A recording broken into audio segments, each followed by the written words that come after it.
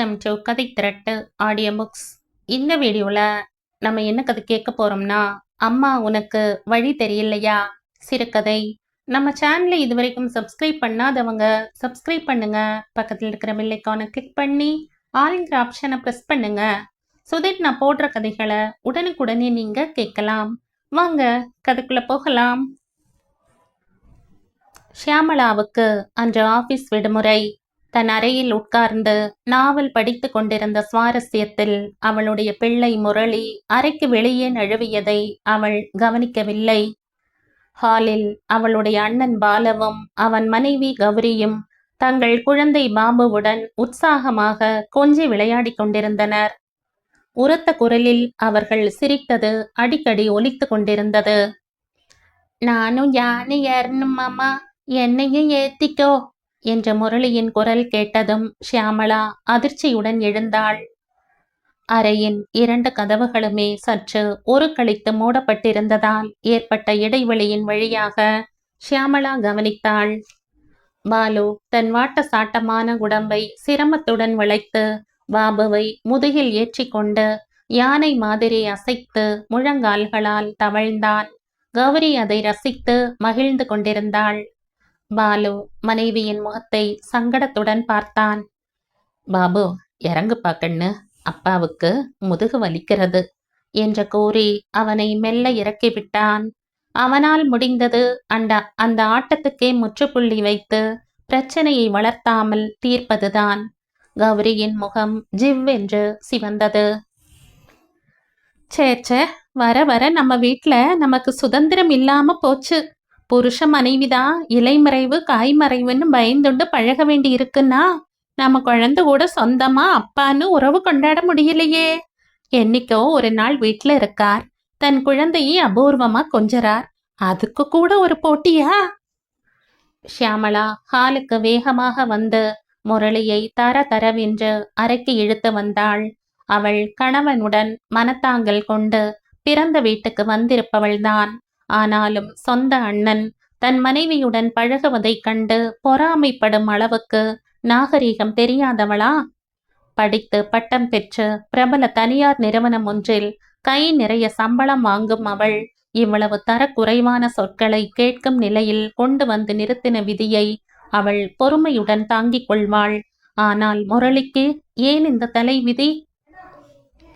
அம்மா, அப்பா கிட்ட எப்பம்மா அழைச்சிட்டு போற? முரளியின் கேள்வியினால் அதிர்ச்சி அடைந்த ஷியாமளா அங்கே மாட்டியிருந்த கேலண்டரை பார்த்தாள். அவள் சங்கரை பிரிந்து வந்து சரியாக 3 மாதமும் 1 வாரமும் ஆகியிருந்தன. இதுவரையில் அவனிடமிருந்து கடிதமோ டெலிபோனோ எதுவும் வரவில்லை.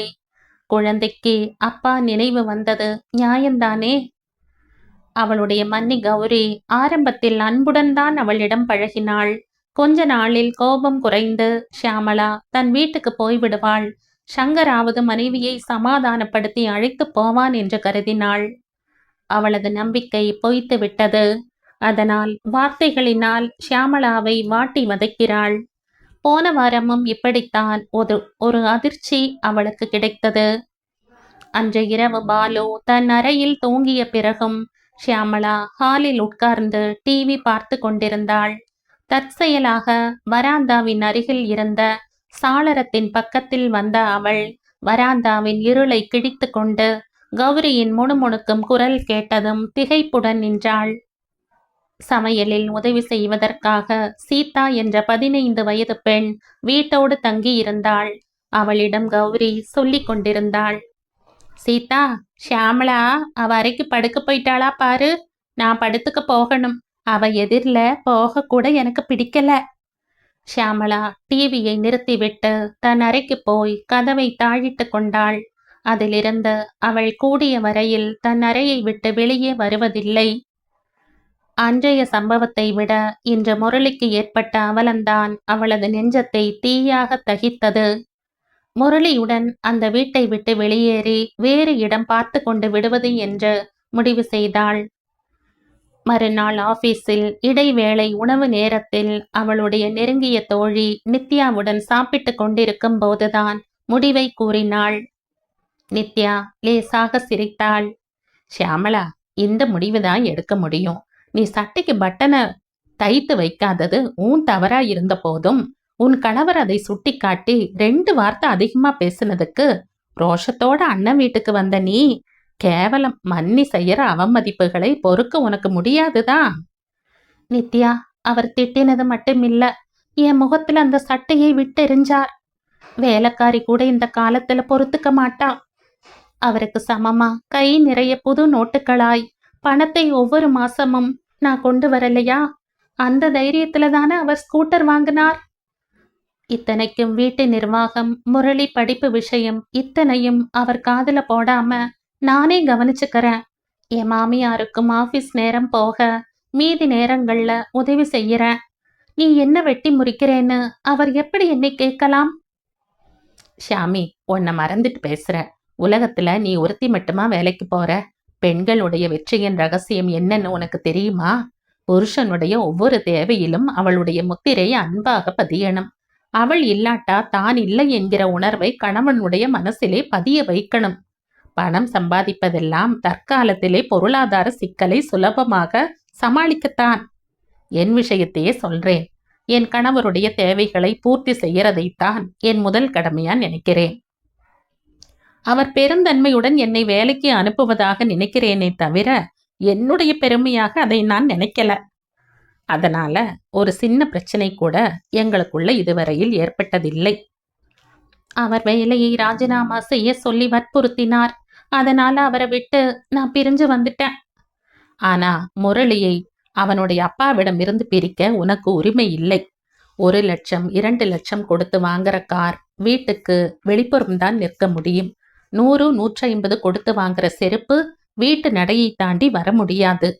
வெறும் 10 பைசாவுக்கு வாங்குற கற்பூரம் பூஜை அறையில சுவாமிக்கு அருகில் இடத்தை பிடிக்கிறதும் இல்லாம இறைவனுக்கு அர்ப்பணமாகிறது. அதன் தூய்மை மனமாக மாறி வீடெல்லாம் நிறைகிறது. ஒரு பெண் ஒருத்தனுக்கு மனைவியாக மாறும்போது அவள் கற்பூரத்தின் உயர்வை அடைகிறாள். நான் கற்பூரமா இல்லைன்னு சொல்றியா? நான் அப்படி சொல்லல சியாமி. கற்பூரம் நடையில விழுந்திருக்கு. அது வீதியில தள்ளப்படுறதுக்குள்ள மறுபடியும் அதை பூஜை அறையில வைக்க முயற்சி செய்ய வேண்டும். இங்கதான் பூஜை அறையே பூட்டி கிடக்கிறதே. பைத்தியம், சின்ன விஷயத்துக்கு அர்த்தமில்லாம நீ கோவிச்சுண்டு வந்துட்டு சங்கர் வந்து உன்னை சமாதானப்படுத்தி அழைச்சுண்டு போகணும்னு எதிர்பார்க்கிறையே. அவர் எந்த தப்பும் செய்யலையே. ஷியாமளா மௌனமாக எழுந்தாள். 2 நாட்களுக்கு பிறகு ஒரு மாலையில் ஷியாமளா ஆபீஸிலிருந்து திரும்பி வரும்போது கௌரியும் பாலுவும் வீட்டு வாசலில் கமலையும் பரபரப்புமாக நிற்பதை கவனித்தாள். அக்கம் பக்கத்தில் உள்ளவர்களும் அவர்களும் 2 பேரையும் சுற்றி நின்றனர். ஷியாமளா கமலையுடன் விரைந்தாள். ஷியாமளா, முரளிய காணோம்மா. பள்ளிக்கூடத்திலிருந்து அப்பவே புறப்பட்டுட்டானாம். பாலு பதைப்புடன் கூறினான். கௌரி உடனே பொரிந்து கொட்ட ஆரம்பித்து விட்டாள். அவ ஒழுங்கா தங்க சொந்த இடத்துல இருந்திருந்தா இந்த அனாவசிய தலைவலி எங்களுக்கு ஏற்பட்டு இருக்குமா? அத்தனை பார்வைகளும் அவளை முள்ளாய் குத்தி எடுக்க ஷியாமளா உள்ளே விரைந்தாள். கூடத்தில் இருந்த சோஃபாவில் குப்புற விழுந்தாள். அரை நினைவுடன் முரளி முரளி என்று அரற்றிக் கொண்டிருந்தாள். அவள் சங்கரின் முகத்தில் எப்படி விழிப்பாள்? போலீஸ் கம்ப்ளைண்ட் கொடுத்தால் அகப்படுவானா? அண்ணா கொடுத்திருப்பானா? இல்லை இவள் வந்து கொடுக்கட்டும் என்று இருக்கிறானா? டெலிபோன் அடித்தது. பாலு விரைவுடன் வந்து எடுத்தான். எதிர்முனையில் பேசப்படுவதை மௌனமாக கேட்டான். ஷியாமி, எழுந்திரு, உன் புருஷன்தான் பேசுறான் என்று கூறிவிட்டு தனக்கு சம்பந்தப்படாத விஷயம் போல கௌரி பின் தொடர தன் அறைக்கு சென்று விட்டான். ஷியாமளா நடுங்கினாள். முரளி விஷயத்தை சங்கரிடம் எப்படி அவள் சொல்வாள்? அண்ணாவும் இவளை விட்டு கொடுத்து விட்டானே. அவனே பக்குவமாக சொல்லி இருக்கலாமே. அவள் ரிசீவரை எடுத்தாள். ஹலோ என்று குரல் நடுங்க கூறினாள். ஷியாமி, நான் சங்கர் தான் பேசுறேன். பக்கத்து கடையில இருந்து பேசுறேன். கொஞ்சம் லைன்லயே இரு. அடுத்த நிமிஷம் அம்மா என்ற முரளியின் குரல் கேட்டதும் ஷியாமளா அழுது விட்டாள். முரளி, அம்மா கிட்ட சொல்லாம இப்படி போகலாமா? அப்பாவும் நானும் யானை விளையாட்டு விளையாடணுமா? நீயும் இங்க வந்துடுமா? ஷியாமளா துக்கம் நெஞ்சை அடைக்க கூறினாள். எனக்குத்தான் வழியே தெரியலையே. உனக்கு வழி தெரியலையா? ரொம்ப ஈஸிமா. பஸ்ல ஏறி டெர்மினஸ்ல இறங்கு. நேர கொஞ்ச தூரம் நடந்தா பக்கத்துல காப்பி பொடி கடை இருக்கும். அதுக்கும் பக்கத்து ரோடுல திரும்பினா 4வது வீடு நம்ம வீடுதான். நான் வாசல்ல நிக்கிறேன். என்ன பார்த்தா உனக்கு வீடு அடையாளம் தெரியும். சங்கர் உரத்த குரலில் சிரித்தது போனில் நன்றாக கேட்டது. ஷியாமளா புன்னகை புரிந்தாள். சங்கர் மீண்டும் பேசினான். ஷாமி, அம்மா கவலைப்படுவாளே, நீ இப்படி சொல்லாம வந்துட்டியேன்னு முரளியை திட்டுன. அது போகட்டும், நீ கவலைப்படாத. முரளியை நானே ஜாக்கிரதையா அங்க கொண்டு வந்து விடுறேன். வேண்டாம், நானே அங்க வரேன். முரளியை அழைச்சிட்டு போகவா? இல்ல. அதற்கு மேல் பேச முடியாமல் திணறினாள். அசடு, நீ வராத. நானே வந்து உன்னை அழைச்சண்டு போறேன். உன் மன்னி எதிரில அதுதானே உனக்கு மதிப்பு. முரளி ஏதாவது சொல்லி இருப்பானோ என்று ஷியாமளா நினைத்தாள். வந்து இனிமேல ஒரு விஷயமும் நமக்குள்ள இப்படியெல்லாம். சங்கர் சிரித்தான். போன்ல எதுக்கு? இங்க நீ வந்தப்புறம் ஒரு அக்ரிமெண்டே போட்டுக்கலாம். நீங்க எப்ப வரீங்க? போனை வச்சுட்டு தானே வர முடியும். போனின் தொடர்புடன் கூடவே தன் நெஞ்சில் இருந்த சுமைகளையும் ஷியாமளா துண்டித்து இறக்கினாள். கலைமகள் பொன் விழா மலர் இதழில் 1982ஆம் ஆண்டு வெளிவந்த சிறுகதை இது. இந்த கதை உங்களுக்கு பிடிச்சிருந்தா லைக் பண்ணுங்க, ஷேர் பண்ணுங்க, சப்ஸ்கிரைப் பண்ணுங்க. மற்றும் ஒரு இன்ட்ரெஸ்டிங்கான கதையோட அடுத்த வீடியோல சந்திப்போம். பை. தேங்க்யூ.